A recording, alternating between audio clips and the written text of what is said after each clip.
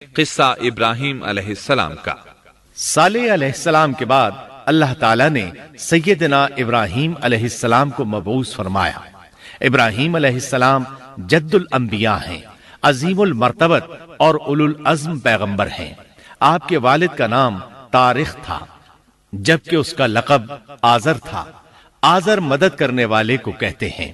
یہ شخص اپنے قبیلے کے افراد کی مدد کیا کرتا تھا، غمخواری کرتا تھا، اس لیے اس کا لقب آزر مشہور ہو گیا تھا۔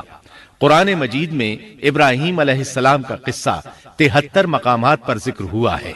یہ 73 مقامات 25 سورتوں میں ہیں، اور یہ بات ابراہیم علیہ السلام کے بلند مرتبت ہونے پر دلالت کرتی ہے۔ ابراہیم علیہ السلام بھی سام بن نوح علیہ السلام کی نسل سے ہیں۔ آپ کی پیدائش عراق کے مشہور شہر بابل میں ہوئی۔ یہ عراق